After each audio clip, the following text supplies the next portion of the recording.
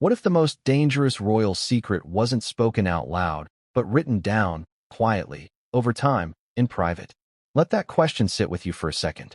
But before we continue, please subscribe and turn on the notification bell for updates. Because moments ago, at least according to rapidly spreading reports, Buckingham Palace acknowledged what it called an internal security review. No names, no details, just enough confirmation to send shockwaves across headlines, timelines, and comment sections around the world. And tied to that review is a rumor so explosive that even hardened royal watchers are struggling to process it. A hidden journal, allegedly personal, allegedly private, allegedly written by Meghan Markle during her time inside the royal system. If that sounds unbelievable, good. It should. But here's the part that's harder to dismiss. Palaces do not move, speak, or signal concern without reason. They are institutions built on silence, on restraint, on waiting storms out rather than feeding them. So why now? Why acknowledge anything at all? And why are so many insiders suddenly whispering the same word? Journal? This story doesn't begin with a book deal or a televised interview. It begins in the shadows, late nights, locked rooms, private thoughts never meant to be seen. Because history shows us something uncomfortable. Some of the most destabilizing moments for powerful institutions didn't come from speeches or rebellions. They came from letters, diaries, notes written when no one was supposed to be listening. Ask yourself this. If you wrote down everything you felt at your most isolated moment, would you want the world to read it? Now imagine that journal belonged to someone at the center of one of the most scrutinized families on earth. This is why the rumor alone matters. According to circulating claims, the journal, if it exists, contains deeply personal reflections, frustrations, observations, private interpretations of conversations that, in public, appeared perfectly polite. Some reports go further, suggesting the diary references senior royals, internal dynamics, and moments that were never supposed to leave palace walls. Important pause here. None of this has been independently verified. No pages have been produced. No direct quotes authenticated. Everything at this stage lives in the foggy space between rumor, speculation, and strategic leaking. And yet, something is different this time. Because usually, rumors burn out. This one hasn't. Instead, it's escalating. And escalation only happens when someone, somewhere, feels threatened by what might come next. Let's rewind. For years, the world has watched Meghan Markle through extremes. To some, she's a disruptor who challenged an outdated institution. To others, she's a symbol of conflict and controversy. But in every version of the story, one thing remains constant. Her inner life has always been the great unknown. Interviews show fragments. Public appearances show composure. Carefully chosen words reveal only what is safe to reveal. But journals? Journals are where people are honest. Sometimes unfairly so. Sometimes emotionally. Sometimes contradicting what they say out loud.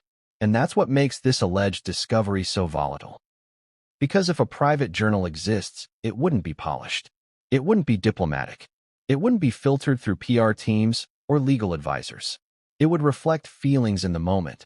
Anger, confusion, hurt, maybe even resentment. Ask yourself, does private anger equal public truth?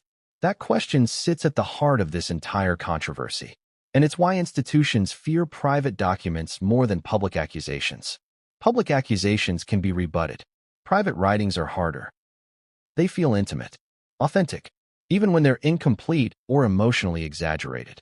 According to whispers attributed to unnamed sources, the palace's concern isn't about embarrassment alone.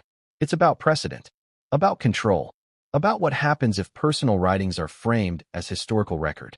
Because once that door opens, it never fully closes again. Think about it. Royal history is curated. Carefully. Selectively. Every archive release is negotiated. Every biography weighed. But a journal that surfaces outside that system? That's chaos. That's narrative anarchy. And that's why the timing matters so much. Why now, after years of tension, documentaries, books, and legal battles, would a journal suddenly reappear in conversation? Some suggest coincidence. Others suggest strategy, a distraction, a warning, or even a test balloon, released quietly to measure reaction.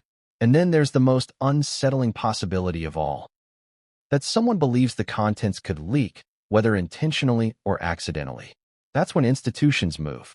That's when language like security review starts appearing. Not because something has already happened, but because something might. Now, let's address another layer of this story that's making people deeply uncomfortable. The suggestion that the journal allegedly references not just emotions, but moments, private meetings, conversations, impressions that were never meant to be documented at all. Again, to be absolutely clear, these are allegations. Claims layered on top of claims. But even the idea raises a chilling question. What happens when memory becomes evidence? Human memory is flawed, emotional, subjective. A journal captures perception, not objective reality. And yet, once written down, those perceptions can be treated as fact by readers who weren't there. That's the danger, because the public doesn't read diaries as drafts. They read them as confessions. And if those pages contain unflattering opinions about individuals who cannot respond or who choose not to, then the damage isn't just personal. It's institutional. This is where the Queen's shadow enters the conversation. No alleged content has been confirmed. No verified passages exist. But even rumors suggesting private criticism of the late monarch trigger a visceral reaction. Not because criticism is forbidden, but because of timing, legacy, and reverence. Institutions protect symbols, and the Queen, for many, remains the ultimate symbol of stability. So when speculation even hints at private dissent captured in writing, it sets off alarms. Not moral alarms, strategic ones. But here's the contradiction no one wants to sit with. If the journal is purely fictional, why respond at all? Why not ignore it into irrelevance? History shows that the palace is exceptionally good at silence.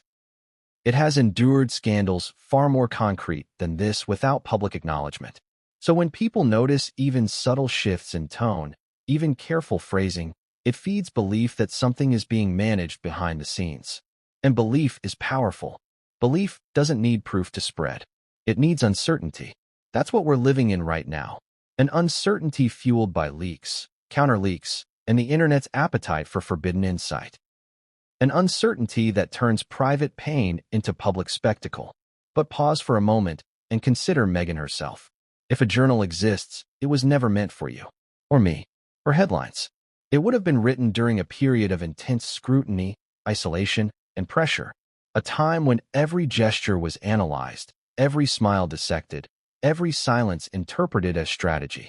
Journals written under those conditions are not neutral documents. They are emotional survival tools. Which raises a deeply uncomfortable question. Is it fair to judge someone by the words they wrote when they felt trapped? And yet, fairness rarely stops scandal. Scandal runs on contrast, on irony, on the tension between public image and private thought. And this story has that in abundance. Because for years, critics have accused Meghan of controlling narrative. Supporters argue she's been denied control entirely. Now, a private document threatens to upend both interpretations at once. If the journal is real, it suggests vulnerability. If it's fake, it suggests manipulation. Either way, someone benefits from the confusion, and someone loses. The palace, by design, cannot engage in emotional debate. It responds with process, with reviews, with carefully chosen words that say very little, and yet, somehow, say enough. Which brings us back to the moment we're in right now. A moment where no document has surfaced, but reactions already have. A moment where speculation is doing the damage before any truth is established. A moment where silence feels louder than denial. And as audiences, we have to ask ourselves something uncomfortable too. Why do we want this journal to exist? Is it because we believe it would reveal truth? Or because we crave confirmation of a story we've already decided to believe? Because here's the final twist that makes this introduction so unsettling. According to those hinting at what's inside, the most explosive part of the journal, if it exists, isn't about the monarchy at all. It's about betrayal. Not betrayal by the institution, but betrayal by someone Meghan believed she could trust. And if that's true, then the next chapter of this story isn't about royal protocol. It's about something far more human and far more dangerous. They endure them. They outweight them. They let headlines burn themselves out while the institution remains unmoved, stone-faced, seemingly eternal. That's how it's always worked. That's how it's supposed to work. So when even the faintest signal of concern emerges from inside Buckingham Palace, people who know the system lean forward in their chairs. Because something has shifted. Here's what made this moment different. Not a press conference, not an announcement broadcast to the world, but a phrase. Dry, carefully chosen, almost invisible to the casual reader. Internal security review. Those 3 words are doing an enormous amount of work right now. Ask yourself, how often do you hear that language used in connection with rumors? Almost never. An internal review suggests procedure, protocol, risk assessment. It suggests someone, somewhere, has decided that the situation, real or perceived, requires formal evaluation. And institutions like the monarchy don't evaluate feelings. They evaluate threats. That's why this first chapter of the story isn't really about Meghan Markle at all. It's about the palace. Because to understand why the alert matters, you have to understand how rare it is. For decades, Buckingham Palace has faced scandals that were very real. Documented. Proven. From leaked phone calls to family disputes played out in public, the institution survived by doing one thing exceptionally well: saying as little as possible. Silence is not avoidance in royal strategy. Silence is dominance. So when silence breaks, even slightly, it raises a question that no amount of spin can fully answer. What are they afraid of? Reports describe the alert not as a panic, but as precautionary. That distinction matters. Precaution means anticipation. It means preparing for a possibility rather than responding to a confirmed event. In other words, something hasn't happened yet, but it might. And that might is what's driving everything. Sources close to palace operations, again, unnamed, unverified, and often contradictory, suggest the review is centered on information control, not physical danger, not immediate exposure. Control of narrative, of documents, of access. That tells us something crucial. If the palace were worried about a leak already in motion, we would see defensive messaging, denials, legal positioning. Instead, what we're seeing is quieter, internal, almost invisible unless you know what to look for, which implies they are trying to stop something before it becomes uncontrollable. Now pause here, because this is where speculation often runs wild. People jump straight to conclusions, secret files, hidden vaults, dramatic discoveries. But institutional alerts rarely start with certainty. They start with questions. What exists? Who has access? Who might gain access next? And how damaging could perception alone become? Because here's the uncomfortable truth. The palace doesn't need the journal to be real for it to be dangerous. It only needs people to believe it could be. Belief changes behavior. Belief drives media cycles. Belief forces responses. And belief is almost impossible to contain once it takes hold. Think back to other moments in history where rumors of documents caused upheaval long before their contents were confirmed. Sometimes the papers never surfaced at all. And yet reputations were permanently altered. That's the power of the idea of a document. Now consider how this particular rumor spread. Not through a single explosive article, not through a leaked photograph, but through whispers, through repetition, through multiple outlets hinting at the same thing without fully committing to it. That pattern is familiar to anyone who's watched information warfare unfold. It's not about proving. It's about planting. And once planted, institutions must decide: ignore and risk growth, or intervene and risk validation. This is where the palace finds itself now, caught between 2 bad options. And the choice they seem to have made, quiet internal review, suggests they believe intervention behind the scenes is safer than silence. But intervention always leaves traces. And people noticed.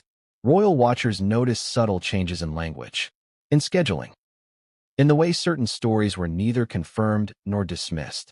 Legal analysts noticed a shift toward risk assessment rather than rebuttal. Media insiders noticed that some outlets suddenly became more cautious with phrasing. These are not coincidences. They are signs of coordination, which raises the next unsettling question. If the palace is coordinating internally, with whom? Security reviews are not handled by public relations teams. They involve legal advisors, archivists, and yes, security services tasked with protecting sensitive material. That alone tells us the concern isn't about hurt feelings. It's about information integrity. Because if a journal exists, or if someone claims to possess one, the palace needs to know whether it intersects with restricted knowledge. private meetings, confidential protocols, or even just the perception that such things were documented. You might be thinking, can a personal diary really rise to that level? History says yes. Personal documents have toppled governments. They've rewritten legacies. They've turned private grievances into public reckoning. And here's the contradiction that sits at the heart of this chapter. On one hand, the palace is one of the most documented institutions on Earth. Every movement recorded, every tradition archived. On the other hand, it relies on the assumption that some spaces remain unwritten, that conversations inside certain rooms are ephemeral, that emotions expressed privately die there. A journal violates that assumption, not by revealing facts necessarily, but by revealing feelings. And feelings, once public, cannot be managed like facts. You can deny facts. You can contextualize them. You can refute them. But how do you deny that someone felt a certain way at a certain time? You can't. You can only question interpretation. And interpretation debates are messy, emotional, unpredictable. That's why the palace fears the narrative more than the object. Now, there's another layer to the alert that hasn't been discussed nearly enough. Timing. Why now? Why not earlier, when tensions were arguably higher? When documentaries aired? When books were released? When interviews made global waves? Why does a rumored journal trigger concern now? Some insiders point to a simple explanation: succession, transition, institutional sensitivity during periods of change. When leadership evolves, institutions become more protective, not less. Others suggest something more strategic, that the rumor emerged at a moment when attention could be weaponized most effectively. But there's a third explanation that's harder to ignore, that the palace didn't know about the journal rumor until recently. And that changes everything. Because if true, it means information surfaced internally that forced a reassessment. Not public pressure, but internal awareness. Ask yourself, how would an institution like this learn of such a thing? Through lawyers, through intermediaries, through quiet inquiries that never reach the press. And if that's the case, then what we're seeing publicly is only the shadow of a much larger conversation happening behind closed doors. A conversation that likely includes one crucial question. Is this threat credible? Not emotionally credible, strategically credible. Does the person or people hinting at this journal have the means, motive, and opportunity to make it matter? Because rumors without leverage fade. Rumors with leverage explode. And leverage doesn't always mean possession of pages. Sometimes it means access to belief. Now consider this. If the palace were confident the journal did not exist at all, the optimal strategy would be silence. Let the rumor die. Let credibility erode. But if there is even a small chance that something exists, or that someone believes something exists, then risk management kicks in. And that's what this alert looks like. Risk management. Not confirmation. Not denial. Preparation. Which leaves us, the audience, in a strange position. We are reacting to reactions, interpreting signals about signals, reading between lines that were deliberately written to be unreadable. And yet, patterns emerge. The pattern here suggests concern, not panic. Awareness, not crisis. A desire to control the environment before it controls them. But here's the twist that complicates everything. Even the act of preparing validates the rumor in the public imagination. That's the paradox. By treating the possibility seriously, the palace inadvertently elevates it. And once elevated, the story takes on a life of its own. Which brings us to the final, chilling realization of this chapter. The palace alert wasn't triggered by journalists. It wasn't triggered by social media. It wasn't triggered by public pressure at all. According to multiple overlapping accounts, it was triggered by the possibility that a physical object, or something claimed to be one, had changed hands. And if that's true, then the story is no longer about speculation. It's about movement, about where that object is, who believes they have it, and what they might do next. But what came next would change everything, and no one saw it coming. A thing you can point to. A physical object that transforms rumor into something heavier, something that feels real. In this story, that relic has a name whispered with equal parts fascination and fear. The journal, or, depending on who you believe, the myth of one. Here's the first uncomfortable truth we have to face. No one has publicly seen this journal. No authenticated photographs. No leaked pages. No handwriting analysis. Nothing you could hold up in court or on camera and say, this is it. And yet, people are acting as if it might exist, which immediately tells you something important. The power of this object is not in its proof, but in its possibility. Because when institutions begin to behave as though something could be real, the public instinctively assumes it must be at least partly true. That's how belief spreads faster than evidence ever could. So where did this idea come from? That's where the story gets murky. Some versions claim it was among personal belongings. Others suggest it surfaced during a review of archived materials. Still others hint at intermediaries, third parties who allegedly came into possession of something they believed to be significant. Notice the pattern here. Every version removes direct agency. No one is saying Meghan released it. No one is saying the palace leaked it. Instead, the story floats in a fog of passive language. It was found. It surfaced. It came to light. That's not accidental. Passive framing keeps everyone plausibly distant from responsibility while still allowing the object to exist in the imagination. Now let's address the most important question of this chapter. If the journal exists, what exactly is it supposed to be? A diary? A notebook? Loose pages? Digital notes? The answer depends entirely on who's telling the story. Some insist it's handwritten, intimate, raw. Others suggest typed entries, possibly saved or recorded over time. A few claim it's not a single journal at all, but fragments, notes, reflections, personal observations collected over months. Each version serves a different narrative purpose. A handwritten diary feels emotional, vulnerable, authentic. A typed document feels deliberate, organized, potentially strategic. And the ambiguity allows people to project whatever version best fits their beliefs. Critics imagine calculated documentation. Supporters imagine private catharsis.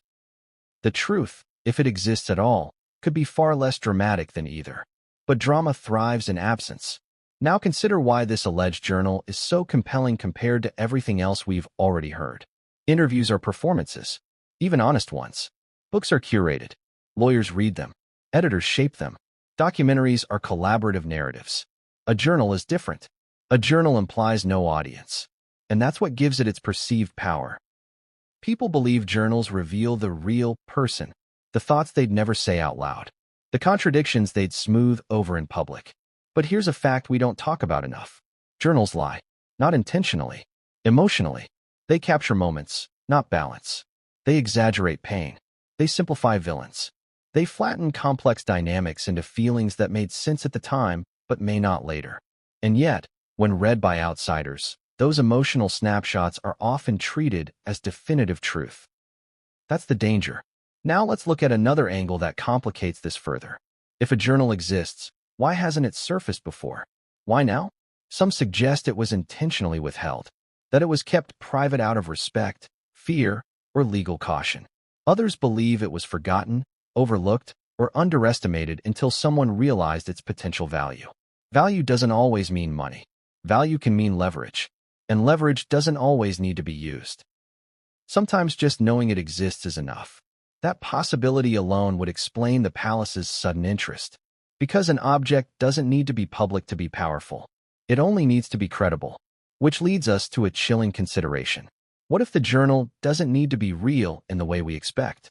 What if it's partially real, fragmented, misremembered?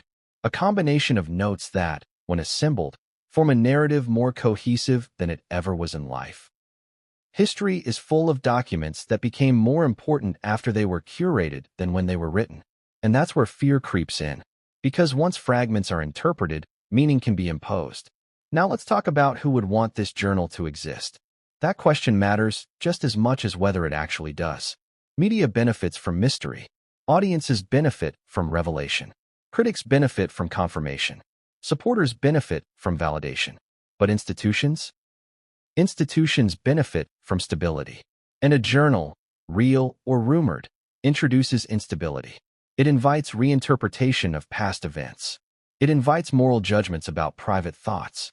It invites debates that cannot be neatly resolved, which is exactly why institutions try to prevent private writings from becoming public artifacts. That's not about hiding wrongdoing. It's about controlling narrative context. Because without context, everything looks worse. Now ask yourself something honestly. If you were under intense pressure, misunderstood, criticized globally, and writing privately to survive emotionally. Would you sound fair? Would you sound generous? Or would you sound raw? And if someone found those words years later, stripped of context, would they tell the full story? That's the ethical tension at the center of this chapter. And yet ethics rarely stop curiosity. The journal rumor has legs because it sits at the intersection of privacy and power, of sympathy and suspicion. People want to know what was really said behind closed doors. But the truth is, even if the journal exists, we may never know what's actually in it. Because existence doesn't guarantee exposure, and exposure doesn't guarantee accuracy. But that hasn't stopped the next layer of the rumor from spreading. The claim that the journal contains more than just words, that it references moments, meetings, conversations, and that some of those moments may have been captured in another form entirely. Which brings us to the most unsettling escalation of all. Because if the journal is just the map, then what comes next might be the territory. And that changes everything. But what came next would turn quiet speculation into something far more serious. And no one was prepared for it. Voices don't. That single distinction is why the story took a darker turn the moment a new allegation entered the conversation. Not confirmed, not proven, barely even articulated clearly. And yet, once spoken, impossible to ignore. The suggestion that the journal, if it exists, references recordings. Let's stop right here and be precise. No verified recordings have surfaced. No audio has been released. No direct evidence has been presented. Everything you're about to hear exists in the realm of allegation, inference, and speculation layered on top of rumor. And still, the reaction to this idea has been intense. Because recordings change the rules. A written diary is subjective, emotional, open to interpretation. But a recording?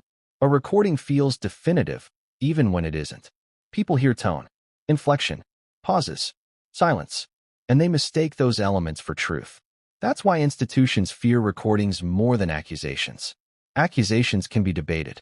Recordings are replayed. So how did this idea even enter the narrative?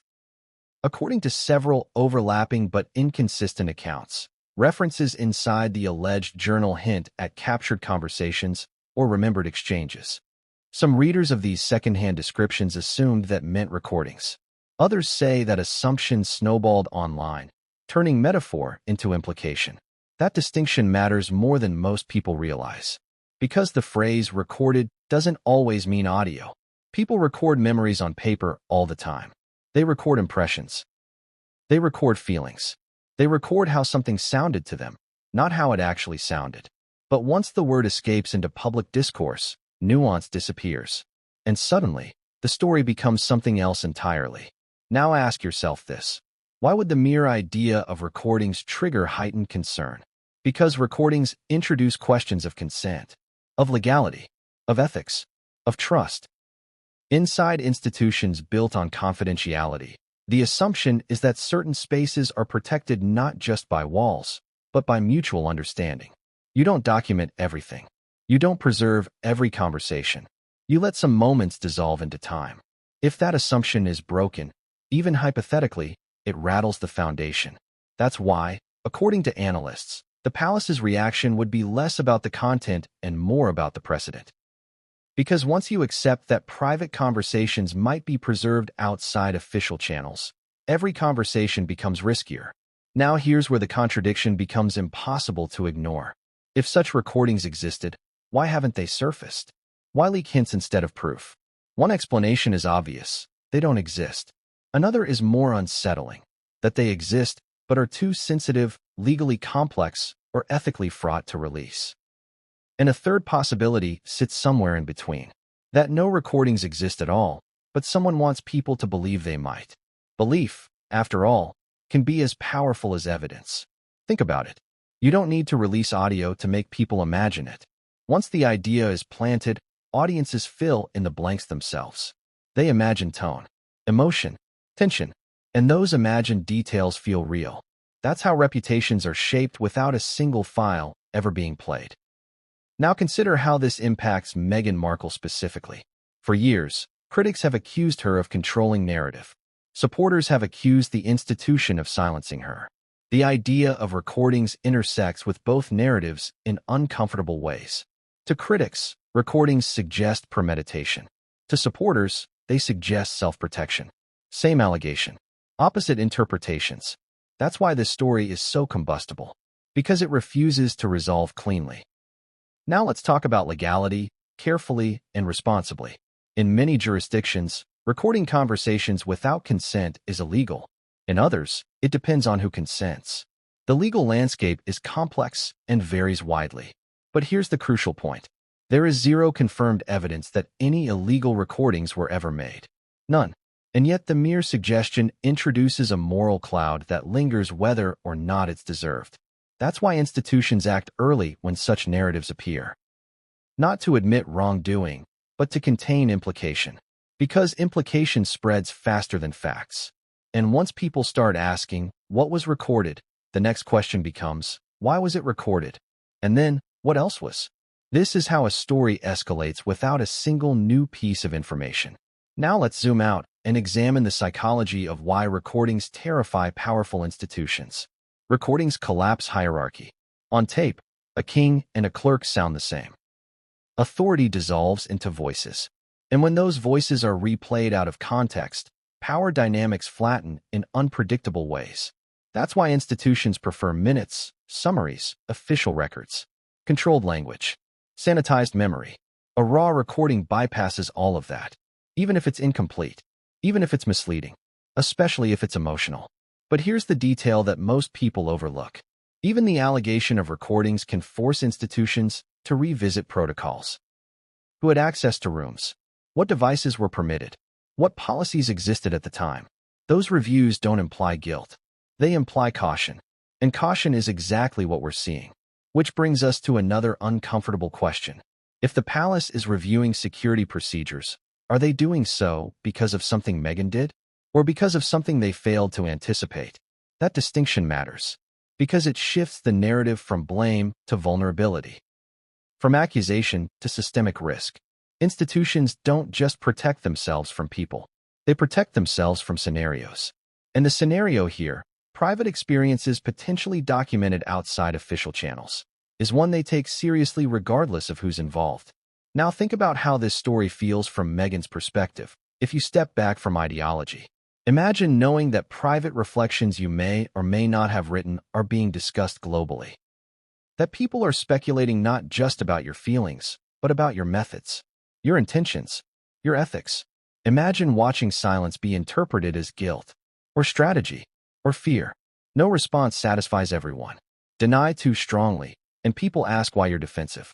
Say nothing, and people assume confirmation. That's the trap. And it's one reason why allegations about recordings are so effective. They create an impossible position for the person at the center. Because you can't disprove something that hasn't been shown. You can only deny the unknown. And denial rarely stops belief. Now, here's where this chapter takes a turn that makes it even more unsettling. According to some accounts, the concern isn't just about recordings of conversations. It's about how those conversations are described. Tone, interpretation, framing. Because even without audio, a written account can be read as transcript, as dialogue, as reenactment. And readers often forget that reenactments are reconstructions, not recordings.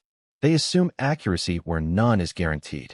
That's why institutions fear narrative diaries almost as much as actual recordings. Because they blur the line.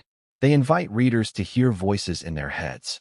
And once that happens, the story becomes vivid, memorable, hard to shake. Which leads us to the most important realization of this chapter. Whether or not any recordings exist is almost beside the point now. The idea that they might exist has already changed behavior. It's changed how people talk, how they speculate, how institutions prepare. And once behavior changes, the story enters a new phase. A phase where perception becomes the primary battleground. Because now the question isn't, were conversations recorded? It's, what would those conversations reveal if they were? And that question opens doors no one can close. But the recordings, real or imagined, were only part of the fear. Because the journal itself, according to those closest to the rumor, wasn't just about events. It was about people, specific people, and the contrast between how they appeared publicly and how they were experienced privately. And once that contrast became the focus, the story shifted from security to something far more personal and far more explosive. But what came next would push the narrative beyond whispers and into emotional territory no institution can easily manage. And no one was ready for it. They're rehearsed, polished, held for cameras, and released the moment the doors close. Inside powerful institutions, smiles become armor. A way to signal calm, even when everything underneath feels anything but. That's why the next turn in this story hits such a nerve. Because according to the growing rumor, the alleged journal isn't just about events or conversations. It's about contrast, the difference between what the world saw and what was felt in private. And that contrast is uncomfortable precisely because it's so human. Ask yourself something honestly. How many times have you smiled in a room where you felt out of place? How many times have you nodded along, said the right thing, played the part, then gone home and written something very different in your own private space? Now imagine doing that under a microscope. Every smile photographed, every glance analyzed, every silence interpreted. That's the emotional pressure cooker this chapter lives inside. According to second-hand descriptions of the alleged journal, again, descriptions, not verified excerpts, the entries focus heavily on emotional dissonance.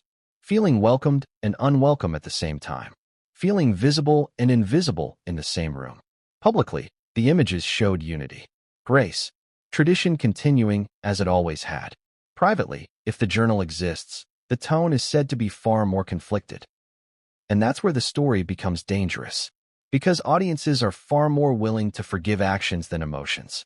You can explain an action, contextualize it, justify it. But emotions, especially negative ones directed at beloved figures, those trigger judgment instantly. People don't like being told that what looked warm wasn't, that what felt comforting to them felt suffocating to someone else. It forces them to question their own perceptions. And nothing makes people angrier than being told they misread a smile. This is why institutions depend on performance, ceremony, ritual, visual continuity. They communicate stability without words. But journals undermine that system by insisting on interior truth, or at least interior perception. And perception, once shared, becomes reality for the reader. Now here's the contradiction that keeps surfacing in this narrative. If the journal reflects private pain, then releasing it, intentionally or not, feels like a violation. But if the journal reflects private resentment, then keeping it hidden feels strategic. Same object, two moral frames, and neither is comfortable. This is why the journal rumor refuses to settle neatly into villain and victim roles. Because private thoughts don't map cleanly onto public narratives. They are messy, inconsistent, sometimes unfair. And yet, when people hear private insults or critical passages, they imagine malice. They imagine calculated cruelty. But anyone who's ever written through pain knows something else. Private writing often sounds harsher than the writer actually is. It's a place to release feelings, not refine them. That doesn't excuse hurtful thoughts, but it does contextualize them. The problem is, context evaporates when rumors spread. Now let's look at how this plays out with public figures. Public figures are expected to feel the right things. Gratitude, respect, loyalty. And when there's even a suggestion that those emotions weren't present, at least not consistently, it triggers backlash. Because people don't just invest in actions, they invest in perceived sincerity. So when the idea circulates that private writings allegedly contradicted public smiles, it feels like betrayal to the audience. Not betrayal of the institution, betrayal of expectation. And that's why this chapter matters. Because the real scandal here isn't what may or may not have been written. It's the realization that public performance doesn't equal private experience. And that realization threatens more than reputations. It threatens the illusion that institutions rely on to function. Now, let's talk about Meghan Markle specifically in this context. From the moment she entered the public stage, her expressions were scrutinized differently. Smiles labeled calculated, neutral expressions labeled cold, emotions interpreted through pre-existing bias. So if a private journal exists that contradicts public perception, it doesn't land in a neutral space. It lands in a battlefield already littered with assumptions. Supporters see validation, proof that what looked smooth was actually painful. Critics see deception, proof that what looked sincere was staged. And the truth, as always, likely sits somewhere uncomfortably in between. But the internet doesn't reward nuance. It rewards certainty. which is why this rumor escalated so quickly. Now here's another layer that rarely gets discussed. Inside royal life, emotional restraint isn't just encouraged. It's required. You don't vent publicly. You don't show frustration. You don't react impulsively. You endure. So where does that emotion go? It goes inward, or onto paper, which makes the idea of a private journal not just plausible, but predictable. The question isn't why someone would write privately. The question is why anyone would expect those writings to align neatly with public behavior. They almost never do. But here's where the story sharpens again. According to some reports, the journal allegedly didn't just express sadness or isolation. It allegedly expressed judgment. Observations about behavior, about tone, about how certain moments felt dismissive or patronizing. And once judgment enters the frame, the narrative changes. Because judgment implies evaluation, and evaluation implies comparison, which brings in another explosive element, hierarchy. Private writing that critiques upward, toward figures with symbolic authority, carries different weight than writing that critiques peers. It challenges the unspoken rule of deference. And even if those critiques are emotionally valid, their existence alone feels transgressive inside rigid systems. Now ask yourself this. If you felt misunderstood, would you write kindly about the people you believed misunderstood you? Or would you write honestly, even if that honesty wasn't flattering? Most people choose honesty in private, but private honesty becomes public offense very quickly, and that's the tightrope this story walks. Now let's talk about why this chapter unsettled the palace more than previous controversies. Interviews can be rebutted. Documentaries can be critiqued. Books can be framed as one-sided. But a journal? A journal doesn't argue. It confesses, or at least, that's how people read it. And confessions feel final, even when they aren't. That's why institutions prefer dialogue over diaries. Dialogue can be contextualized. Diaries feel absolute. But here's another contradiction that complicates this even further.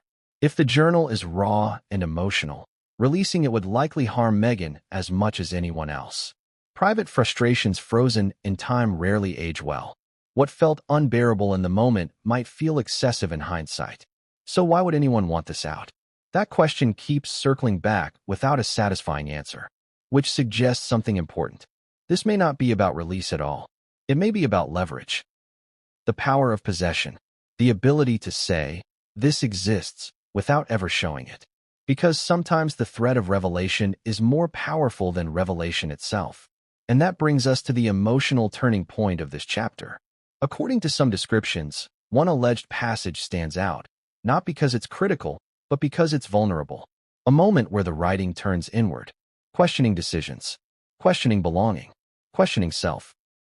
And that detail, if true, changes the emotional temperature of the entire story, because it reframes the journal not as an attack, but as a record of disintegration, of someone trying to make sense of an environment that never quite felt stable. And that's where empathy enters the room. But empathy is dangerous for institutions, because empathy undermines authority. It shifts the conversation from rules to feelings, from protocol to humanity, and humanity is unpredictable. Now, consider the audience's role in all of this. We are drawn to stories of hidden truth, of secret thoughts finally revealed, but we rarely stop to ask whether we're entitled to them. We treat private pain as public property the moment someone becomes famous, and that appetite fuels stories like this one. Whether or not the journal exists, the hunger for it does. And that hunger is shaping the narrative in real time. Which brings us to the most unsettling realization of this chapter. Even if the journal is never seen, even if it never surfaces, the damage and the impact may already be done. Because the idea of private thoughts contradicting public smiles has taken root. And once people believe that every photograph, every appearance, every remembered moment gets reinterpreted, nothing stays neutral, nothing stays simple. And that reinterpretation doesn't stop at one person. It spreads outward, toward others who appeared in those moments, toward figures whose reputations rest heavily on the assumption of warmth, fairness, and benevolence. And according to those close to the rumor, one figure in particular now sits uncomfortably at the center of that reinterpretation, not because of what was proven, but because of what was allegedly felt. And that figure's name carries a weight that changes everything. Because once the story shifts toward the Queen herself, the stakes move from personal to historical. And that's where the Royal storm begins.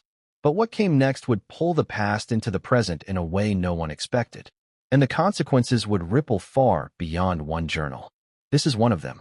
Because once the rumors shifted, quietly, cautiously, toward the Queen, the entire conversation stopped being about celebrity, conflict, or even modern monarchy. It became about legacy. And legacy is where institutions become most protective. Let's be clear before we go any further. There are no verified passages, no authenticated entries, no confirmed criticisms. Everything in this chapter exists in the realm of allegation, interpretation, and secondhand description. That distinction is not just important, it's essential. And yet, the reaction to these rumors tells us something profound. Even the suggestion of private criticism directed toward the Queen triggers an instinctive recoil, not just from palace loyalists, but from the public at large. Because for many people, the Queen is not just a historical figure. She is stability personified, continuity in human form. So when whispers suggest that a private journal may have contained unflattering thoughts, frustrations, or emotional reactions involving her, the response isn't analytical. It's visceral. But why? Why does the idea alone feel so unsettling? Because the Queen occupies a unique space in the public imagination. She wasn't just respected. She was assumed to be universally respected, loved, even by those who disagreed with the institution she represented. That assumption is powerful, and assumptions are fragile. Now imagine how destabilizing it feels to consider, even hypothetically, that someone inside the system experienced her differently. Not as a symbol, but as a person. Not as history, but as presence. That doesn't mean criticism would be fair. It doesn't mean it would be accurate. But it does mean it would be human. And humanity is complicated. This is where the narrative becomes emotionally charged in a way no press release can neutralize. Because private writings don't attack symbols. They respond to experiences. And the Queen, for all her symbolic weight, was still a human being interacting with another human being inside a rigid hierarchy. But here's the contradiction that immediately surfaces. The Queen was known, even by critics of the monarchy, for restraint, courtesy, and composure. So how could private criticism make sense? That question reveals more about expectation than reality. We expect symbols to be universally experienced the same way. But lived experience doesn't work like that. Two people can walk into the same room and leave with entirely different emotional impressions, especially when power dynamics are involved. Now consider Meghan Markle's position during that period. Knew, watched, interpreted constantly, navigating rules that were often unspoken, expectations that were assumed, not explained. And at the top of that system sat the Queen, not as a villain, but as the embodiment of the system itself. Which means any private frustration directed at the institution could easily feel, in writing, like frustration directed at the person.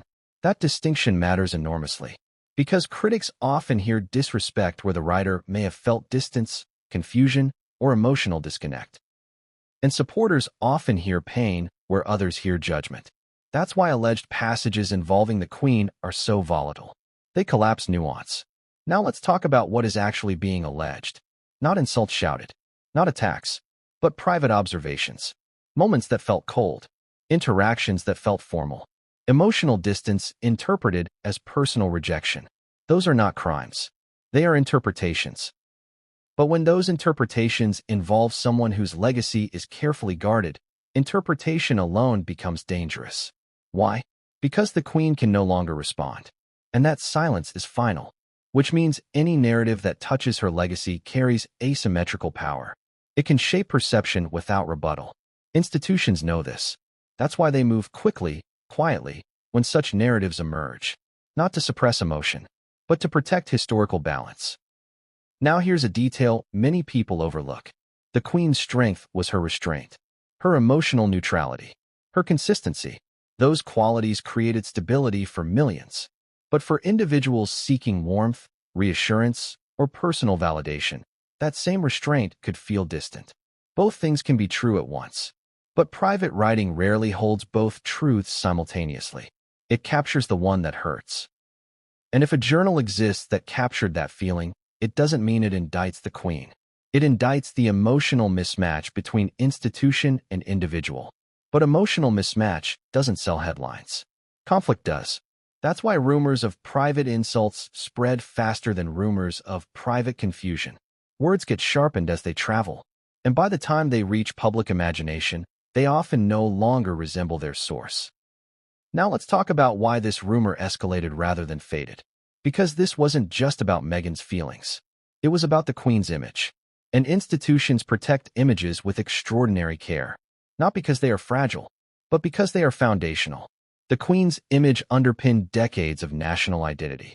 Any suggestion, however unverified, that her private interactions were hurtful threatens that foundation emotionally, even if not factually. So the response isn't emotional.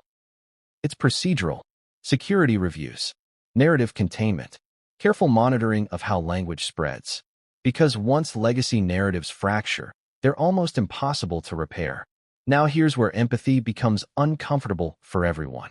If a private journal expressed frustration with the Queen, should that be condemned outright? Or should it be understood as the perspective of someone navigating an overwhelming system? This is where audiences split. Some see ingratitude. Others see vulnerability. But the truth likely resists both extremes. Private writing is not diplomacy. It's not balanced. It's not fair. It's a snapshot of feeling. And snapshots rarely tell the whole story. But here's the problem. The public doesn't read diaries as drafts. They read them as conclusions, which is why institutions fear them. Now let's address a subtle but crucial point. The Queen herself understood this better than anyone. She lived her entire life under the weight of interpretation. She knew how gestures would be read, how silences would be filled with meaning, which means, ironically, she might have been more forgiving of private emotional writing than the institution that protects her legacy now. But we'll never know. And that uncertainty is where this story becomes so fraught. Because the debate isn't really about what was written. It's about whether anyone should ever know. Now ask yourself this. If the journal exists, and it contains private emotional reactions involving the Queen, who is harmed by its release? The Queen's legacy? Possibly. Meghan's reputation? Almost certainly. Public trust? Absolutely. So who benefits? That question has no easy answer, which suggests that the threat may not be release at all. It may be distortion, the selective leaking of interpretation without context, the suggestion of disrespect without evidence. Because even unproven rumors can reshape memory. They can change how people look back on moments they thought they understood. And once memory shifts, it doesn't shift back. Now let's talk about why this chapter matters more than any other so far. Because this is where the story crosses a line. From contemporary drama into historical narrative. From personal conflict into national mythology. And mythology is defended fiercely. The Queen is not just remembered. She is curated. Which means any competing narrative, even an alleged private one, becomes a threat to coherence. And institutions value coherence above all else. Now consider the emotional toll on everyone involved. For Meghan, the idea that her private feelings, if they exist, could be framed as disrespect toward a widely revered figure is devastating. For the public, the idea that a symbol of stability might have been experienced as cold is destabilizing. For the institution, the idea that private emotional truth could undermine public myth is unacceptable. No one wins. And that's why this story refuses to resolve cleanly. But here's the detail that shifts everything again. According to those who claim to know the contents of the alleged journal, the most emotionally charged passages involving the Queen are not accusatory. They're reflective, questioning, conflicted, expressions of someone trying to reconcile expectation with experience. That matters, because it reframes the narrative from attack to struggle. But nuance doesn't travel well, especially online. So instead, what travels is the idea of insult. And once that idea takes hold, it triggers protective reflexes. Which brings us to the next escalation. Because as the Queen's name entered the rumor cycle, another name followed closely behind. A name that represents the future rather than the past. A figure whose public image is still being written. And whose perceived relationship with Meghan has already been the subject of intense speculation. That name is Kate. And when the story shifts toward her, the dynamic changes again. Because this time, the figure at the center is very much alive, very visible, and very much unable to ignore what comes next. But what came next didn't just add another layer to the story. It transformed it into something far more divisive and far more personal. Now pause for a moment. Think about the implications. Public perception, institutional protocol, and personal relationships all collide here. This isn't just about private feelings anymore. It's about how two prominent women inside the royal family are imagined, judged, and framed in the court of public opinion. According to secondhand reports, the alleged journal contains passages describing interactions, impressions, and conflicts, emotional interpretations rather than factual accounts, between Meghan and Kate. The emphasis is said to be on perceived slights, miscommunications, and moments that felt exclusionary. The exact wording is unknown. The context is unknown. And yet, the suggestion alone has created a storm. Why? Because private observations about living, public figures carry weight unlike anything else. Criticism directed at the deceased, like the Queen, gets absorbed into historical debate. Criticism of the living can explode immediately. It invites judgment, public debate, and backlash in ways that historical figures cannot experience. Think about it in human terms.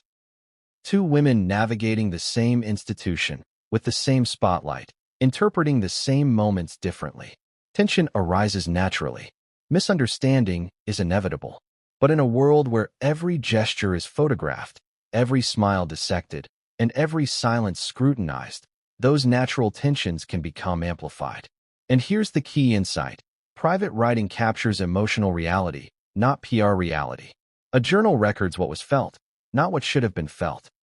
And for Meghan, the pressure of being new to the institution, hyper-observed, and constantly analyzed, meant that even small emotional reactions could be magnified on the page. According to the claims circulating, the alleged passages involving Kate don't paint a picture of hatred. They paint a picture of tension, miscommunication, frustration, moments where Meghan felt isolated or misread. Moments that, if interpreted without context, could appear as personal criticism. That's the danger. Public imagination rarely tolerates nuance. Once the idea of private insults enters circulation, the narrative often solidifies into black and white storytelling. Villain and victim, aggressor and target. Emotional complexity is flattened. Human conflict becomes scandal. And then there's the timing. This alleged journal, if it exists, was presumably written during Meghan's early years as a senior royal, when public attention and scrutiny were most intense. Every misstep, every perceived slight, every awkward moment carried weight, not just for her, but for how others in the royal household were perceived. Now layer on the fact that Kate's public image is meticulously managed. Unlike Meghan, who entered the family later and was already a public figure, Kate grew up within the institution's orbit and was carefully prepared for public life. Any hint of criticism or tension, even private, threatens that carefully curated image. This is why the alleged passages about Kate, even if they are merely impressions or private frustrations, are considered explosive. They don't just affect perception, they threaten relationships, reputations, and institutional narratives. And it doesn't end there. According to some reports, the alleged journal may include descriptions of private interactions not just with Kate, but with other senior royals and palace staff. Observations about meetings, protocols, and informal moments that were never meant to leave the palace walls. Why does that matter? Because it introduces a new kind of risk. If those passages were to leak, they could be interpreted as a broader critique of the institution rather than just personal reflection. They could frame Meghan as hostile, manipulative, or disrespectful, regardless of intent. And that interpretation could spread globally before any clarification could be issued. The alleged journal, in this context, isn't just a private document. It becomes a weapon in the court of public opinion, a spark that could ignite decades of carefully maintained reputations. And yet, as with everything else in this story, uncertainty reigns. No pages have been authenticated. No proof has surfaced. The claims exist as a narrative echo, amplified by rumor and speculation. But that doesn't stop the palace from acting. Institutions cannot wait for proof to contain risk. Perception often travels faster than reality, and that speed can create crises before facts are established. Now consider the human dimension once more. For Meghan, the knowledge that private reflections about Kate could surface or be imagined to exist is intensely stressful. For Kate, the idea that private frustrations might be publicly circulated is equally fraught. Both parties are navigating a system that rewards restraint but punishes perceived missteps. And the public? The audience is drawn into the drama, constructing narratives, assigning motives, and filling in gaps. They are participants in the rumor's life cycle, sometimes unaware that their interpretations can have real consequences for the individuals involved. This chapter's central tension, then, is clear: the collision between private emotion and public perception, between personal truth and institutional narrative, between what may have been written and what the world believes was written. And as the alleged passages touch on more relationships inside the royal household, the stakes grow exponentially. Because now the narrative threatens not just individuals, but the interconnected dynamics of the family itself. But even as speculation rises, there is another layer that has yet to fully surface: the question of national security.